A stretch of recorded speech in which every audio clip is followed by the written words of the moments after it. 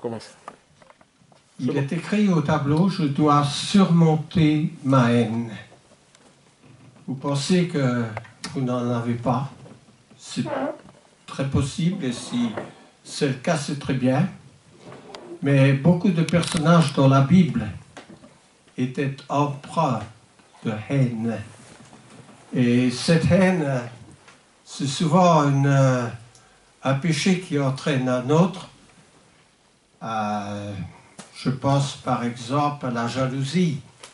Nous avons le cas tout au début de la Bible, de l'histoire de Caïn et Abel, qui a conduit, cette jalousie a conduit Caïn à tuer son frère.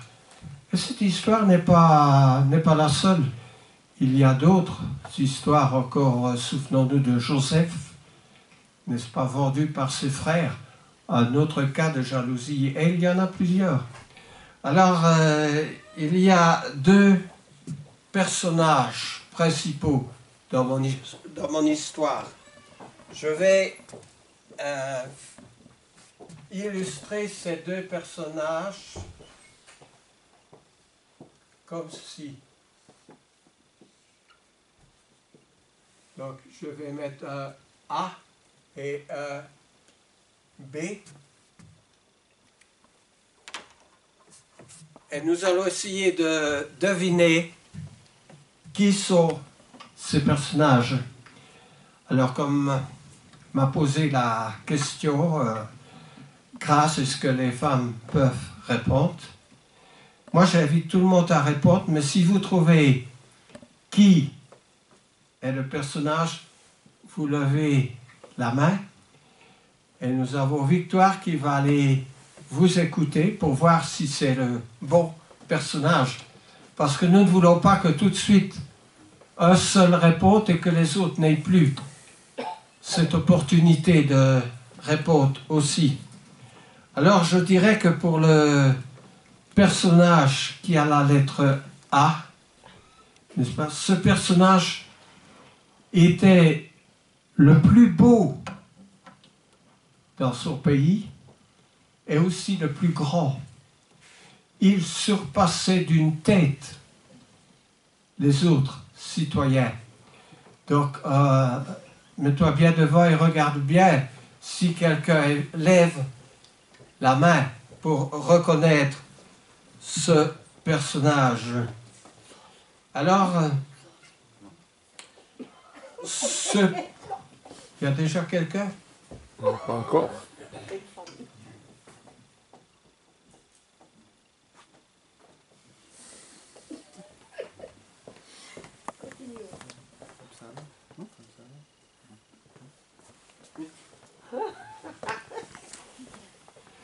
Moi, je n'ai plus rien à faire ici. Hein. Vous connaissez trop votre Bible. J'entends beaucoup de Samson et Goliath. Sorry. Désolé, mais... Laisse-nous réfléchir encore. Oui, mais je vais donner d'autres références qui vont vous permettre. Donc, je dis que ce personnage était beau, était plus beau que tous ses semblables dans son pays. Alors, c'est un personnage qui a fait des promesses et qui ne les a pas tenues.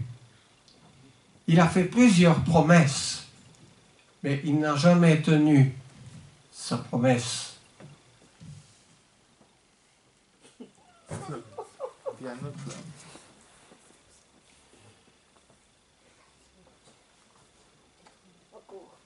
Il n'y a personne? Oh. Alors, ce personnage a commis plusieurs fautes. Nous en commettons aussi. Mais une de ses grandes fautes était que ce personnage a offert un sacrifice. Alors, ce n'était pas dans ses attributions, c'était des attributions qui étaient réservées aux prêtres. Et il a offert ce sacrifice parce qu'il attendait quelqu'un qui tardait à venir. Donc il a pris l'initiative d'offrir un sacrifice. Mais il ne pouvait pas le faire. Et quand le personnage est arrivé, le personnage, pas content du tout, lui a dit qu'il avait pris une prérogative qu'il ne lui appartenait pas. Ce n'est pas la seule boulette qu'il a fait, mais je pense de mentionner celle-là parce que peut-être elle est un peu moins connue que ces autres fautes. Alors, réfléchissez.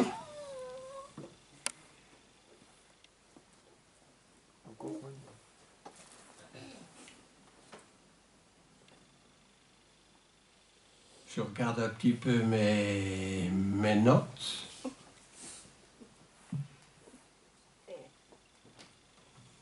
Alors peut-être pour le personnage A, il va falloir que je sois un peu plus précis.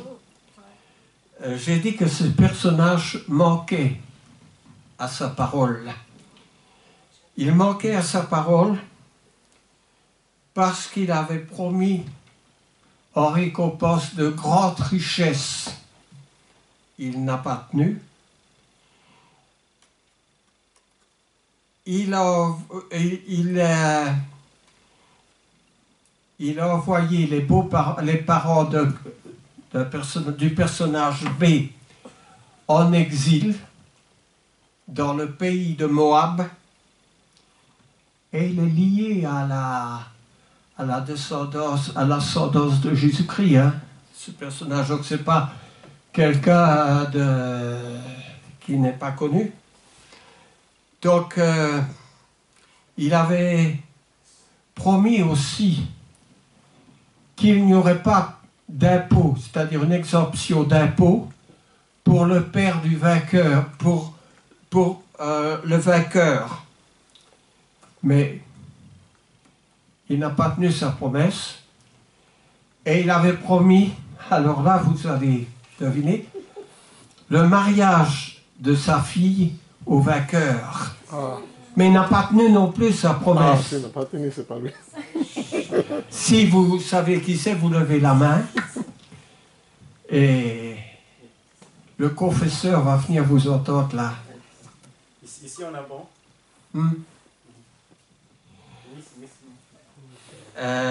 Il avait promis sa fille. Il n'a pas tenu promesse. Il a donné sa seconde fille au personnage B. Et puis il lui a repris sa seconde fille. Et le personnage B, en fait, a eu 3 femmes. On va finir au personnage B. Mais le personnage A, est-ce que quelqu'un a trouvé? Oui. Sœur Rive va trouver le personnage A. Sœur Rive et Simon. Sœur Rive et Simon. Riff et Simon. Riff et Simon. Allez. Vous lisez trop la Bible, là, hein? Bon, bien sûr, il n'a pas donné sa fille qu'il avait promis, Mais dis non. mais il a donné sa seconde fille qui s'appelait Michal. M-I-C-A-L. Donc, mais il lui a repris et puis il a fait beaucoup d'autres fautes aussi. Mais nous ne sommes pas là pour parler de toute la vie du personnage. Le personnage là, c'est qui alors? Tu ne le sais pas. Oui, alors, Victoire, dis-nous le nom de ce personnage A. Le roi Saül. Bon, voilà. Ouais, c'est Exact. Le roi Saül. Très bien. Continuez de lire la Bible. Alors, nous allons voir l'autre personnage, le personnage B. Le personnage B a fait une déclaration. Il a dit, moi, je suis un homme pauvre. Je suis peu de choses. Alors, est-ce qu'il y a là quelqu'un qui se souvient de qui a dit ça? Moi, je suis un homme pauvre, je suis peu de choses.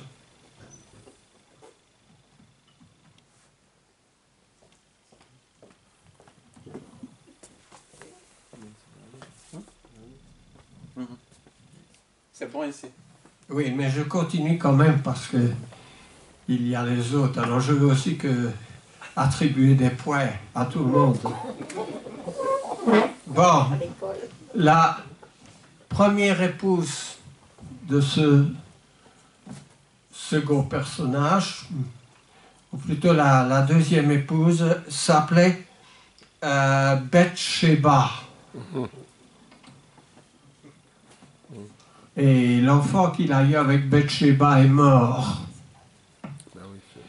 Alors, il a eu aussi une troisième femme qui s'appelait Abigail, qui était la femme d'un homme méchant qui s'appelait Nabal. C'est regardez. C'est bon aussi. C'est beau aussi. Une bonne assemblée ici. Alors, évidemment, sa première femme s'appelait Michal. Il aurait dû avoir Mérap, mais il n'a pas eu Mérap. Ses parents sont allés s'établir dans le pays de Moab. C'est bon aussi là-bas. Hein. Le pays de Moab est connu à cause d'une femme moabite qui était devenue la femme de Boaz, Boaz ou Boaz, ça s'écrit Boaz, et qui est dans la lignée de la généalogie de Jésus. Le pays de Ruth, parce que Ruth était une Moabite. Alors je ne sais pas si j'ai encore quelque chose à dire. Si j'en dis plus, vous allez deviner tout de suite. Cet homme a commis un adultère avec une femme qui s'appelait Bathsheba, dont son mari s'appelait Uri, le Hétien. Et bien sûr, cet homme est repris dans le Nouveau Testament, dans le livre des Actes, qui est le livre historique. Au chapitre 13, où l'apôtre Paul, dans sa prédication, dit que cet homme était un homme selon le cœur de Dieu. Et là, il donne des louanges qui sont justes. Alors, combien ont reconnu ce deuxième personnage? Je pense que la majorité. On a frère Jean-Pierre et sa femme et sœur Vive aussi. Et les autres, donc presque tous, je pense. Voilà. Il s'appelait David. Saül, le premier roi d'Israël, et puis David. Je n'ai pas l'habitude de faire ce petit examen tout, à chaque fois, mais ici, ça nous entraîne un petit peu et aussi à nous faire réaliser l'état de nos connaissances, parce que la Bible dit que Dieu aime la connaissance. Alors, quand nous allons être de l'autre côté, dans les cieux, nous allons partager l'endroit et le temps avec ces personnages que nous rencontrerons, qui font partie de l'Israël spirituel. Alors bien sûr, quand je dis je tire ma prédication de ces personnages, c'est parce que le personnage A, qui s'appelait Saül, avait de la haine pour David. Il a fait la connaissance de David quand il y avait le géant Goliath. Et là, il a lancé le défi dans les Israélites qu'un homme puisse battre Goliath. Et il a promis à celui qui pourrait battre Goliath de l'exemption des impôts, des grandes richesses, et qu'il donnerait sa fille en mariage. Mais il n'a tenu aucune de ses promesses. Et plus tard, il n'en a pas tenu non plus.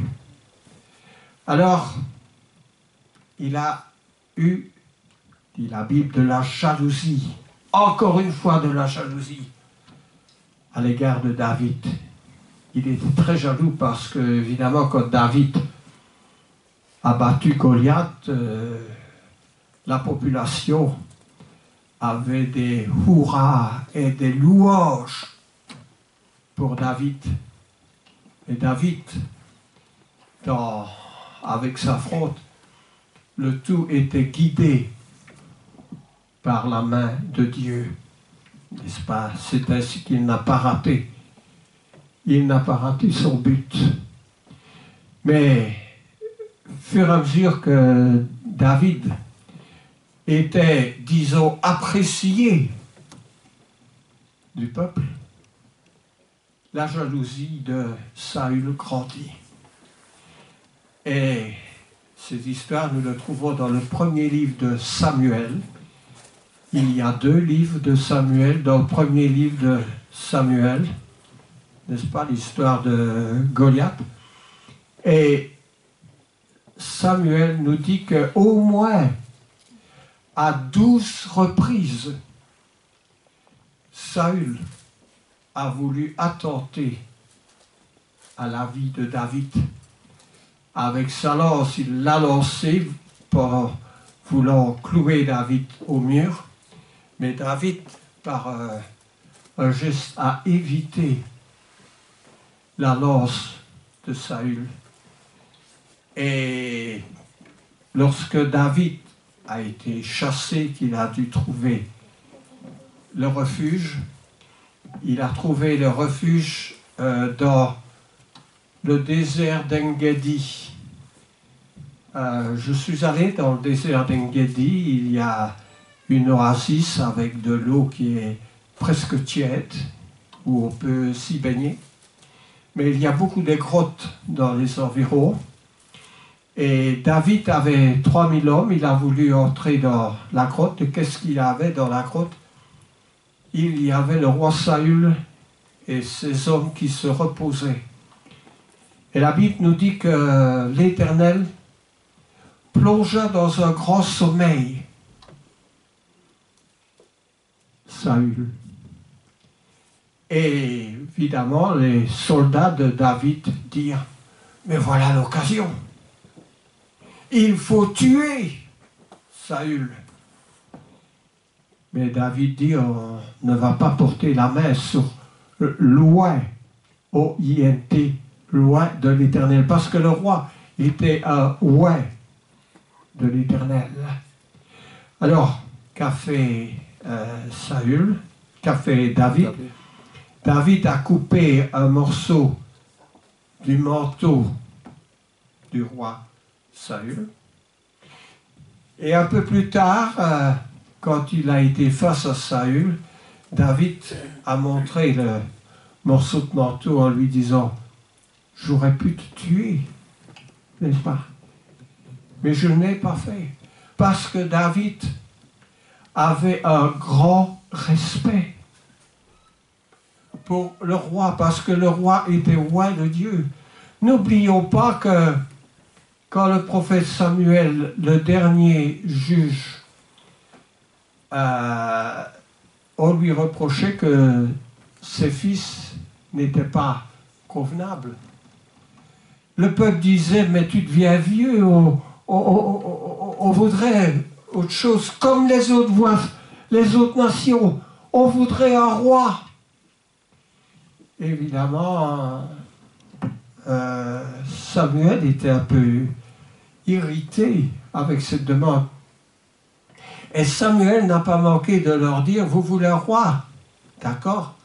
mais vous devrez lui payer, il aura des femmes, vous allez avoir des impôts. Il a énuméré tout ce qui était de négatif dans les responsabilités d'un roi. Et le peuple a dit quand même, nous voulons un roi.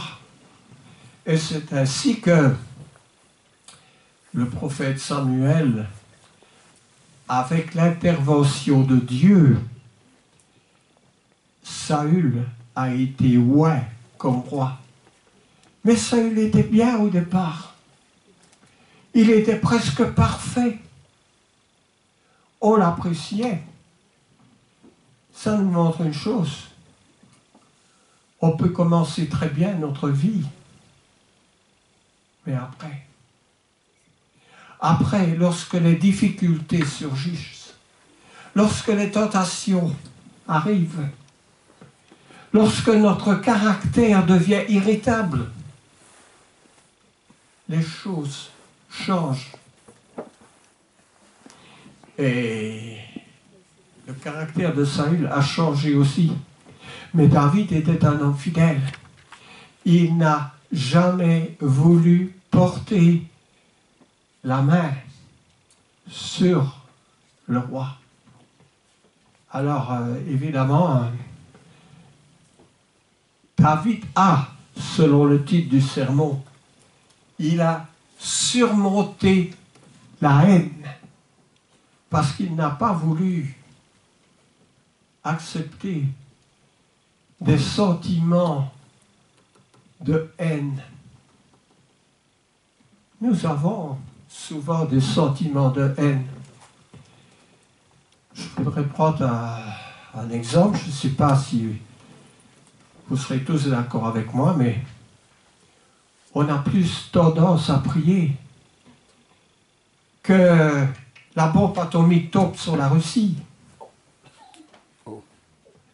que Poutine soit crucifié. Mais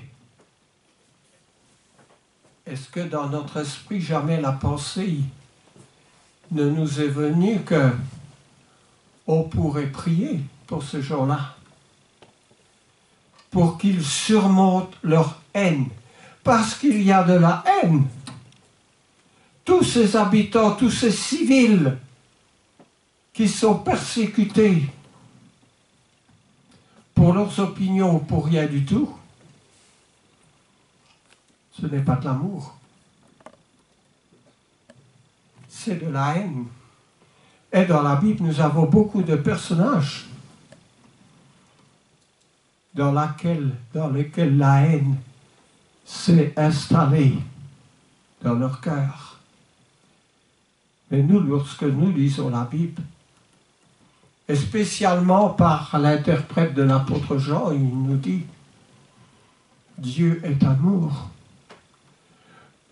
Et comme notre frère l'a lu tout à l'heure, Dieu est amour, et celui qui hait son frère est un meurtrier. Il ne dit pas, oh, c'est pas bien de ne pas aimer, etc. Non, dans les personnages de Dieu, il y a du caractère. Celui qui hait son frère est un meurtrier. Parce que dans la Bible, il y avait, parmi ceux qui éprouvaient la haine, des meurtriers. La haine, la jalousie a conduit au meurtre. Et ce n'est pas ce que Dieu veut pour ceux qui lui appartiennent. Je ne vois peut-être plus bien, mais ces choses sont inscrites dans notre cœur et dans la parole de Dieu. Et si nous avons la connaissance de la parole de Dieu, automatiquement, il y aura un transfert de ces choses en nous. Parce que nous qui avons été baptisés, nous sommes avec Christ, nous avons reçu Christ. Et comme l'apôtre Paul dit, ce n'est plus moi qui vis, c'est Christ qui vit en moi. Or, nous ne pouvons avoir la partie A de notre cœur pour Christ et la partie B de notre cœur pour Satan. Satan ne peut pas être divisé. Et Christ non plus. Nous sommes destinés à appartenir à Christ. Celui qui a été baptisé avec Christ. Nous sommes, dit Paul aux Corinthiens, nous sommes devenus le temple de Dieu. Nous lui appartenons. Et il faut que tous ceux qui aient quitté le Seigneur après s'y être engagés réalisent ce que ça veut dire appartenir à Dieu. Vous savez, on ne fait pas un bout de chemin avec Dieu comme on le fait avec une jeune fille. Beaucoup d'hommes, pour reprendre l'expression, quelle belle nana, on va faire un bout de chemin avec elle. Ça n'est pas de Christ. Parce que notre partenaire est fait à l'image de Dieu. Et on ne fait pas un bout de chemin avec Dieu. L'apôtre Pierre dit que le baptême est l'engagement d'une bonne conscience. L'engagement d'une bonne conscience. Êtes-vous prêt à vous engager dans cette direction, dans la direction de Dieu? Alors, j'ai relevé beaucoup, parce que j'ai de feuilles pleines qu'il me serait difficile de lire. Je les ai faites hier avec une lampe et écrites à 10 cm. J'avais mes yeux à 10 cm. Mais pour relire tout ça, ce serait difficile. Alors que faut-il? Il faut que les choses de Dieu soient la transcendance. Les Écritures aient la transcendance dans notre esprit pour pouvoir restituer le message. Mais pour pouvoir restituer le message, il faut suivre le conseil de Christ, allez faire de toute la nation des disciples, baptisez-les et enseignez-leur à observer tout ce qui est écrit. Beaucoup de gens veulent la joie d'une cérémonie du baptême, mais accepter l'enseignement qui suit. L'enseignement, dit l'Épître aux Hébreux, est une nourriture solide. Quand nous avons une naissance dans notre famille, cet enfant passe par une première nourriture qui est le lait du sein de sa mère. Et puis après, il prend une nourriture plus solide. Et pour finir, une nourriture très solide. Mais s'il ne prend pas cette nourriture, qu'est-ce qui va se passer? L'anémie, la maladie, les malformations, la mort peut-être. Hélas, trop de bébés décèdent dans ces pays les plus éloignés d'Afrique et d'Asie parce qu'il leur manque l'essentiel. Et pour beaucoup, il leur manque l'or blanc. Vous savez ce que c'est que l'or blanc? C'est l'eau. Nous ouvrons notre robinet, nous avons de l'eau en suffisance. Mais, prenons le cas aux Indes, beaucoup n'ont même pas l'eau potable, n'est-ce pas?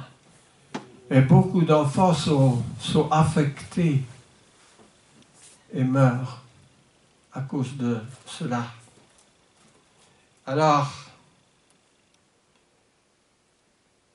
Jésus nous dit une chose dans l'évangile de Matthieu au chapitre 15. « mais ce qui vient du cœur. Mais ce qui sort vient du cœur. Et c'est ce qui souille l'homme, car c'est du cœur que viennent les mauvaises pensées, les meurtres, les adultères, les débauches, les vols, les faux témoignages. Demandez à Jésus si il se souvient des faux témoignages. On en voulait, on en cherchait à tout prix parce que les hommes avaient décidé, il faut qu'il meure. Les faux témoignages, les calomnies, voilà, dit Jésus, les choses qui souillent l'homme. En Matthieu 15, les versets 18 à 20. Et si nous allons dans l'Apocalypse au chapitre 21, il est dit que leur part à ces gens qui vivent selon la chair, comme dit Paul en Galates 5, vivent selon la chair, ces hommes auront leur part dans l'étang ardent de feu et de soufre, qui sera la seconde mort. C'est un Apocalypse au chapitre 21, le verset 8. Alors, l'Apocalypse, nous l'étudions le mercredi, mais pas tous les mercredis, parce que c'est quelque chose de très condensé.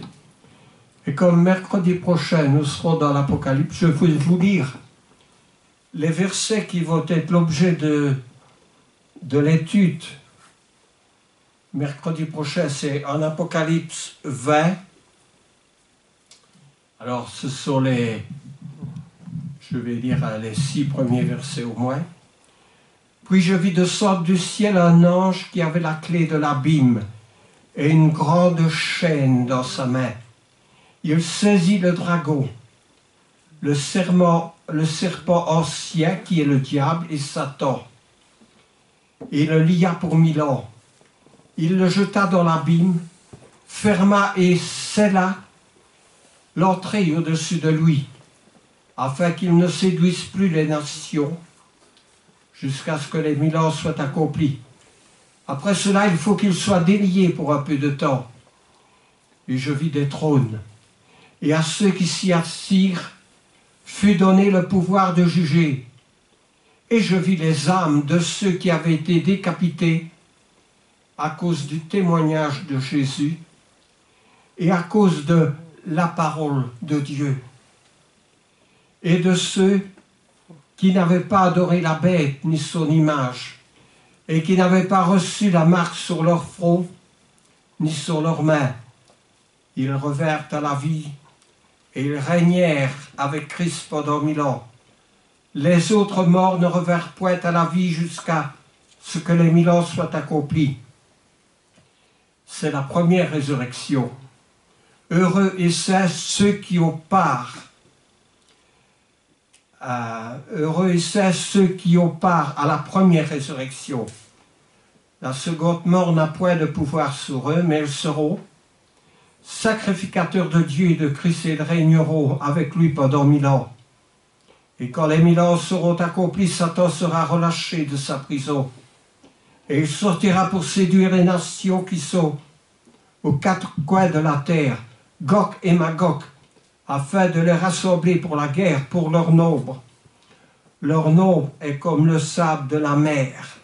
Ils montèrent à la surface de la terre.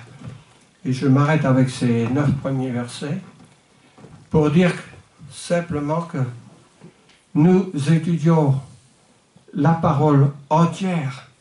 Le Nouveau Testament a 27 livres et l'Ancien 39. Nous étudions aussi bien les prophètes dans l'Ancien que l'Évangile dans le Nouveau, et que tous les livres qui vont jusqu'au dernier livre de la Bible qui est l'Apocalypse. C'est la connaissance de Dieu. Il y a des choses qui sont de base très faciles, mais il y a d'autres choses qui sont plus compliquées. Et je n'ai pas l'impression que ces choses intéressent beaucoup le monde. Tout le monde veut aller au ciel. Mais je pose la question, mais qu'est-ce que vous voulez aller faire au ciel? Chanter des cantiques? Parler du Seigneur, rendre gloire au Seigneur, prier? C'est beaucoup de ces choses qui n'intéressent pas le monde aujourd'hui. Tout le monde veut la vie, le bonheur, la joie, la paix. Mais cette paix du monde n'est pas nécessairement la paix de Dieu. Parce que la Bible nous dit, n'aimez pas le monde ni les choses qui se font dans le monde. Et encore là, il va citer toutes ces tendances, tous ces péchés, tout ce qui ne concorde pas avec ce que Dieu veut.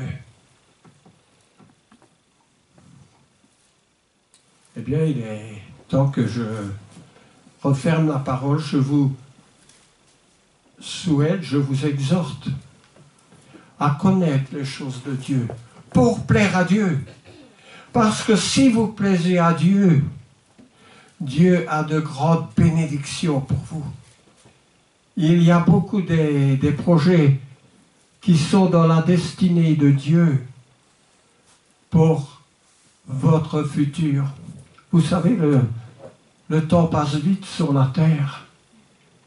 J'arrive à 83, mais il y a une chose qui fait mon bonheur, et tout à l'heure on l'a lu. Heureux l'homme qui trouve son plaisir dans la loi de l'Éternel. Et avec ce plaisir, c'est un plaisir durable. Et ce plaisir, il donne la vie. Il est au-dessus des contraintes, au-dessus des maladies, parce que nul ne pourrait ravir ce plaisir. C'est un plaisir qui se construit, un plaisir personnel. Et ce plaisir, on peut dire aussi que c'est la santé spirituelle. Et la santé spirituelle, ça permet de surmonter les problèmes de la santé physique. Parce que Dieu est le plus grand, le plus fort. Il est celui qui vous aime le plus. Alors je vous souhaite d'être avec lui, de marcher avec lui. Et il ne vous abandonnera pas, lui. Amen. Amen.